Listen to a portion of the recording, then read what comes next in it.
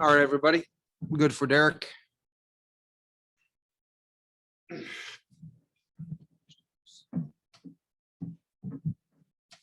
Shelty, how good did it look, that swing from Craig in late innings there? I'm sorry? How good did that swing from Craig look? Oh, it was really good. I mean, nice moment for him. Talking to the guys in AAA, he'd made some adjustments in the last, I think that's a fourth home run he's hit in the last like 4 games or something, to include the at-bats in Indy, but really cool moment for him. Good swing. I mean, fastball was 98 and go awful with it. It's a long way to go for a right-handed hitter. He brought up in the Indians media day that he was challenged by you guys in spring training to, make some of those adjustments. Have you seen that from him so far? Yeah, I think he started those adjustments in spring training. I think our guys in development, isolated on some things that he needed to work on. And to his credit, he took it and ran with it. I think he was in a situation where he realized he needed to make some adjustments, in his approach, in his swing. And, first night, I think we saw the benefits of it. Shelty, did you think Crow fatigued into the fifth, or what were your thoughts on his start? Well, I mean, he threw 2 really good changeups to Duggar and then missed a location on his fastball. He was trying to go away and miss back in. And when you miss back into a left-handed hitter down and in, he took a good swing at it.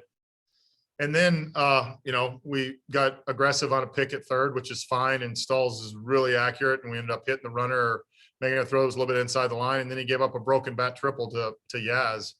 And so I thought he did a nice job. I mean, he gave up a home run, a missed location. We had a errant pickoff throw, and then he gave up a triple on a ball that broke a guy's bat. So I thought overall he did a pretty good job. What did he do well in the first 4 innings, Derek? Well, I think, he executed pitches. I thought his changeup was probably the best we've seen it. I mean, one of the things that was his downfalls, I think in his first 2 at-bats, he threw 19 pitches to Tauchman. I mean, I don't know exactly if that's what it was. It felt like those at-bats lasted forever. I mean, in the first inning, he was really good. And I looked up and, he'd thrown 17 pitches because I think he threw 10 to him in the first at-bat. I think the Tauchman at-bats, took something out of him. Shelty, obviously the offense has been struggling a little bit for a stretch now. What in your mind is it going to take to break out of that as a team? I know it's a lot of guys and there's no one good answer. Is there something that you're trying to preach to guys? Just stay consistent with at bats. And it's one of those things that I think we just need a breakout inning. We need, a couple balls in the gap, maybe a blooper to fall, and there's no formula to it. I mean, some of it's the pitching we faced. And then the other thing is, I just think the consistency of our at bats throughout the lineup, haven't been there.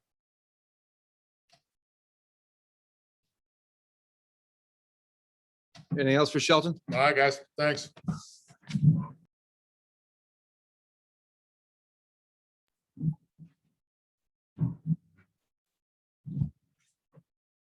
All right, everybody. Will Crow is here. Questions for Will?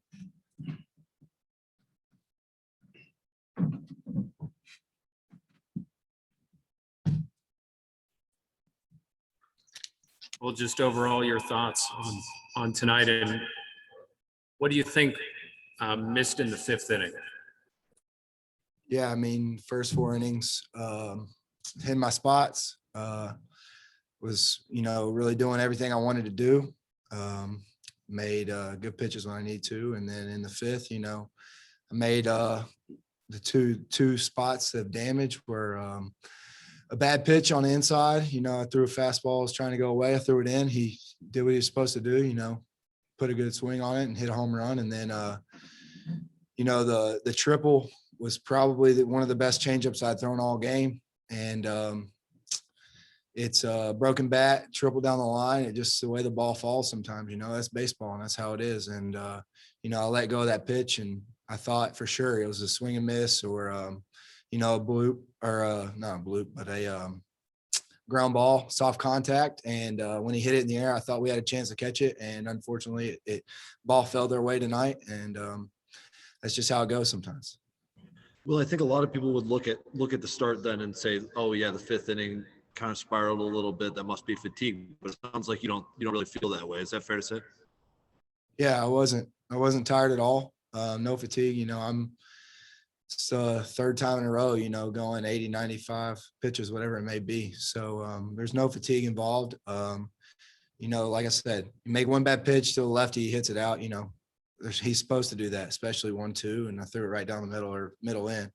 And then, you know, the other things that happened were, you know, a hanging breaking ball. Then you give up a single on first pitch to Posey. And then, you know, I made 4 good pitches to Yastrzemski. And, you know, you just tip your cap to him. You if you watch it, it's below the zone. It's late. You know, he just kind of flicks the bat at it. The bat broke. I thought for sure we had a chance to catch it. And unfortunately, it's just, you know, the way the ball falls. So.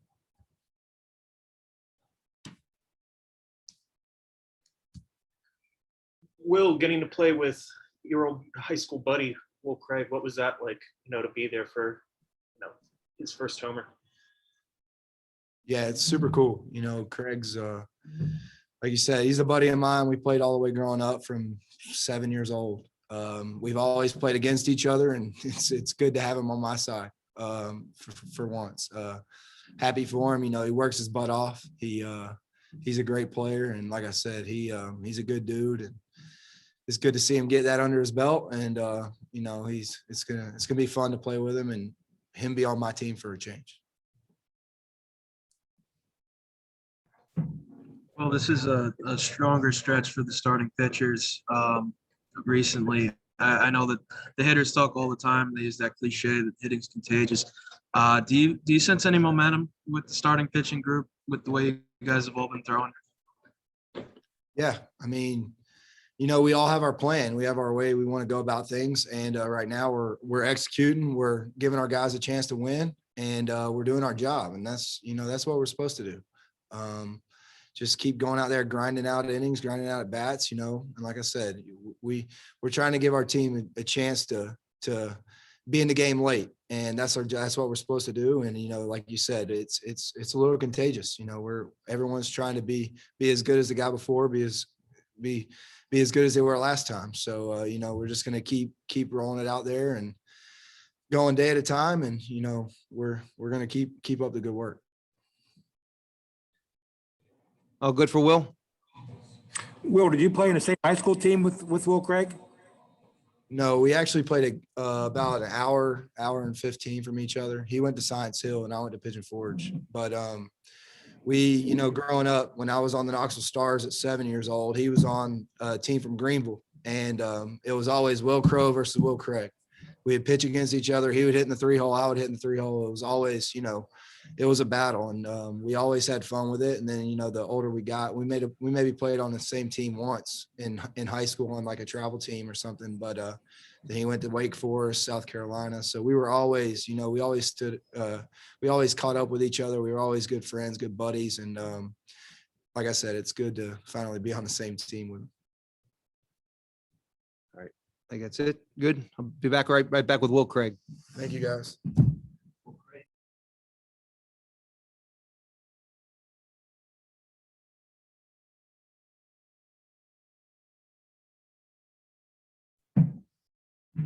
All right. Well, Craig is in the chair. Anything for Will?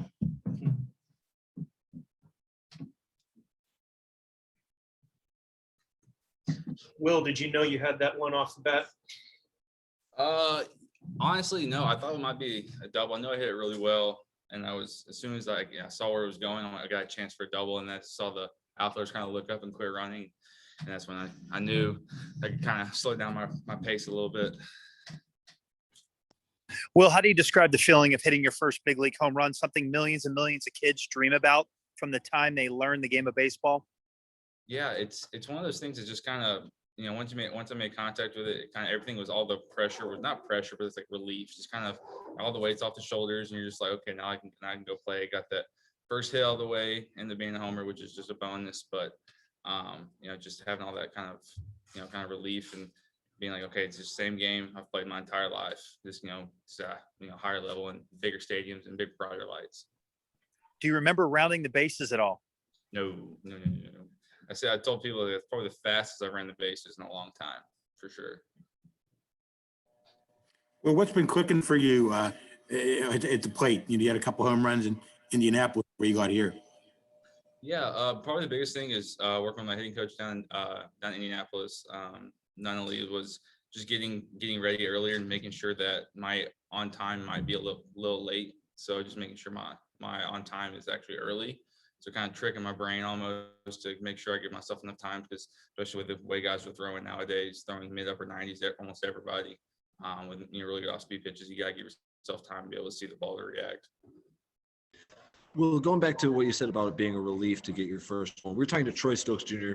A couple days ago when he got his first couple of hits, and he said it's kind of a similar thing, but that he was like sort of losing sleep over it until he got it. Obviously, it's not the same because there's been a big gap since you played, and I wouldn't ask you if you're losing sleep for 7 months or whatever. But how much have you been thinking about that moment before it happened? Yeah, honestly, not too much. I'm obviously just frustrated because I wanted to get it out of the way last year. But for me, it's like I trusted the process and trusted how I felt going through it. I knew at some point it was going to click, it was going to come through. I just needed to keep going out every at bat and putting good swings in the ball and spitting on tough pitches and giving myself a chance. So I really wasn't too worried about it. Just kind of making sure I put myself in a good spot to do something with every pitch. I know it was an uncertain offseason.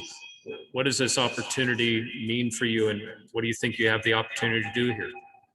Yeah, it was a difficult off season, but I've kind of changed my view on things and on how I can look from a broader lens. And I use it as a positive thing. Everyone would probably see it as more of a negative impact on my career, on your career. But for me, I kind of trust it as a positive thing and being like, okay, like this has happened. Life's going to continue on. Like if I continue doing what I need to do, I can get back to where I need to be and be able to produce at a high level. And because I know I can. There was never a doubt in my own mind about my own ability. So, and hopefully I just continue getting opportunities and help make the most of them. And whatever happens, happens. Will, were you able to get the ball, and were there any negotiations involved in that? Yeah, I did get the ball. So I remember I got in the dugout. DK Kelly was on the phone like, "Hey, we need to get that ball right now. Like, someone get up there and get it."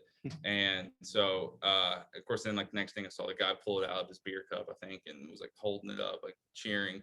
So I was like, well, that's nice. But yeah, we got it. I think I just signed the ball for him. I think that was it. So yeah. What has this sort of like progression been like, going from spring to then extended spring, the alternate site? And like, is it a lot of like quick, like, okay, you're in an environment where you're playing competitive games, and what's that adjustment like? Yeah. Going, spring training, being able to see fans again was obviously a huge bonus in general, and being able to play games going through the off season and being able to get back on the field with my teammates.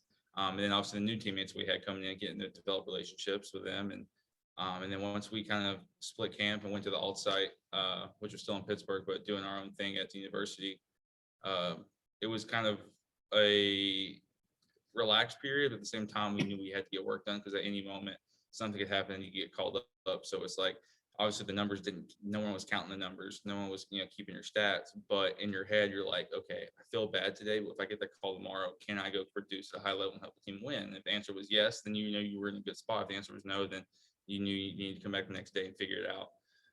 So that was kind of how a lot of the guys had their mindset on at the alt site. And then once we left there and guys got their opportunities, or we went to Indianapolis and started playing, everything started, clicking from pitch one that, okay, we're back into a normal season.